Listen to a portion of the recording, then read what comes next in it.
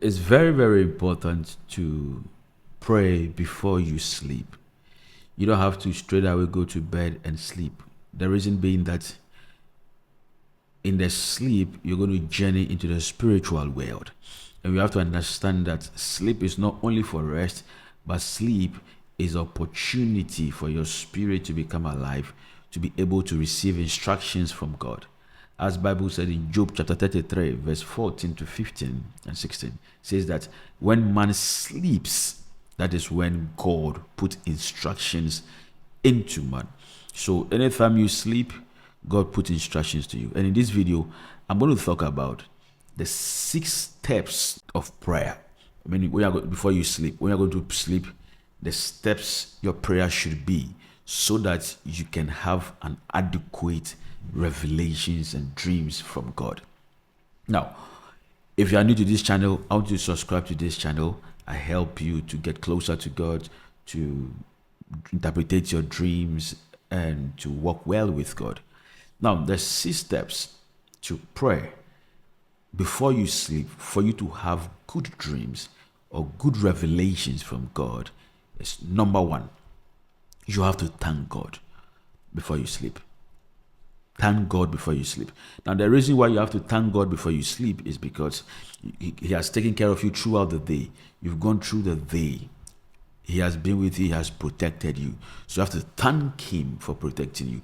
And one thing you also have to understand, in the book of Psalm 100 verse 4, David said, I will enter into His gates with thanksgiving in my mouth and enter into His courts with praise.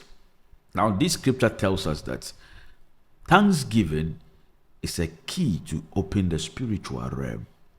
Thanksgiving is a very powerful prayer to pray to open the spiritual realm. So you have to thank God for everything He has done for you. You have to thank God so you can get access to the spiritual realm.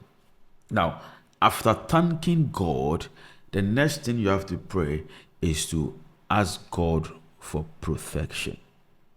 Now, you are going to sleep. You are going to journey into the spiritual world, and you need protection. You need God to protect you through the spiritual world, because there are so many things in the spiritual world, and this protection you are asking from God is going to save you from so many evil attacks, so many deceptions in the realms of the spirit, so many things that can take you off track. That is why you need to ask protection, that God should protect you. As you are about to sleep, you are praying that He protects you in this journey. Remember, sleep is not only for rest. Sleep is an opportunity to access the spiritual realm. So you ask God for protection. Then you move to the next step, which is the step 3. Step 3, you pray to block every channel the enemy will use to speak to you in your dreams. Listen, when you sleep, your spirit is vulnerable and every spirit can talk to you. That is why you have to block the channels that the enemy can use to talk to you, or demons or spirit can use to talk to you. You don't just go and sleep and leave the channels that have access to you in the realms of the spirit just like that. No. You have to block every channel that demons or evil spirit will have access to speak to you. So you pray to block it. And in blocking these channels, your spirit, the place, the channels that the enemy will speak to you is blocked. So he cannot speak to you. You get it? So take this step 3 very serious. Really pray to block it. Really pray to block every channel the enemy will use to you to give access to you and give information. Because when you don't block those channels, you might get informations even from familiar spirits. One of the most dangerous spirits that a Christian could encounter, a familiar spirit. Why? Because familiar spirits, they if you don't care, it's not taken, you're going to accept their message because they look clean, they look pure, they look holy. It takes the spirit of discernment to be able to discern, to know that this is not from God. And because familiar spirits are very smart and very intelligent spirit, if you yourself you are not strong enough, you might accept their message. That is why it is very important that you block it. You block every channel that the enemy will use to speak to you, so that they don't get access to you, to be safe, so you don't disturb yourself to discern. And sometimes in dreams, there is no much time to discern if this is from the spirit or from evil spirit or not. You only get chance when you wake up and begin to think and ponder over the dreams. Then you know to decide that this is from God, this is from the enemy. But in the act, at that moment, it's a little bit difficult to discern if you're not too strong. So to prevent yourself from any harm, you just pray and block every channel the enemy will use to access you, to speak to you. Then this moves us to step 4. In this step, you pray to unblock every channel that God will use to speak to you. Okay, you have to pray and unblock it. Every channel within you, you unblock it, that God will use to speak to you. Any channel that God will use to speak to you, you have to unblock it, so that God can speak to you. So when you unblock those channels, you know that there will be no hindrances, there will be no hinges, there will be no struggle in getting the message from God or from His angels. It flows like that. It flows easily into you. So remember to pray to unblock every channel that God will use you to speak to you. Because you might ask, why do I have to pray to unblock it? Yes, you have to pray to unblock it because sometimes the activities you have done during the day can cause blockage in your spirit, can cause the flow of God to speak to you, can even cause a hindrance. The activities you've done, the words you have spoken during the day, even sometimes our unbelief can cause blockage. Sometimes also unexpectation, like not ready, not in expectant mood for God to speak to you, can cause blockade. So you have to pray and unblock every channel. Yes, you may not be able to identify the channels one after the other, but you can pray a general prayer that you are unblocking every channel that God will use to speak to you, so that God can speak to you. Now, after you unblock the channel, now you give God the access. That God, reveal unto me what you want to reveal unto me. That is step 5.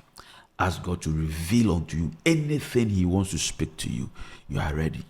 You see, one thing about God is this: when we are ready, when we are in the mood, and we give Him the chance, that's where He speaks to us. And I can prove from scriptures in the book of 1 Samuel, when Samuel was taken to Eli's house. God called him Samuel, Samuel. Samuel thought it was Eli who was calling him. He goes to Eli. Eli said, I have not called you. He came back again. God called him again, Samuel, Samuel. He went back to Eli. Eli said, I have not called you. The third time, he went back to Eli. And Eli saw that this is God. And Eli told him, anytime you hear the voice again, say, speak, thy servant heareth. And when he went and God called him again, and Samuel said, speak, thy servant heareth. That is when God spoke. So if Samuel hadn't given God the chance to speak, he wouldn't have been able to speak to him. It's not always the case, but this is how it is. He wouldn't have been speaking. That's why you have to be in an expectant mode. That's why you have to give him the chance to speak to you, so that he can speak to you. Any message he has for you, any revelation he has for you, he can be able to give to you. You have to give him. That's why Jesus says that in when he was in Gethsemane, that take this cup from me, nevertheless, not my will, but your will. And in Jeremiah chapter 33, verse 3, it says, call unto me, and I will answer you. We make the first initiation, and he steps inside. So speak to him. Tell him that, God, reveal unto me what you want to speak to me about. That is going to speak to you. Now, after you've prayed that prayer, the next thing to do is to thank God for answered prayer. Yes, you have to thank God for answering your prayer. Why? In 1 John chapter 5 verse 14, it says that this is the confidence we have in him, that when we pray according to his will, he hears us and answers us. And if we know we have prayed according to his will and he hears us and he has heard us, then we have to give him thanksgiving. That is number one. Number two, thanksgiving at the end of prayer is an expression of faith. That whatever you have prayed, you believe. Remember, Jesus said something that when you ask, believe. And when you believe, you shall receive. So when you are thanking God, we are expressing faith that we believe that anything we have said, he, God, has heard us and he's going to answer us. Then you go into your sleep and know and be in that expectant mood that the Lord will speak to you before you sleep. Listen, I have written a book. It's for free. Stop chasing prophets. How to hear God yourself through dreams. And it's in the comment section and it's in the description section. It is free. Download it so that you can also build your dream life. God bless you. I want you to do me a favor. I want you to share this video, like it and share this video. When you like it, you help the YouTube algorithm to share it along with other people. And when you share with people, you become a blessing to them so that they can also hear from God. And thank you for doing that. God bless you. Peace.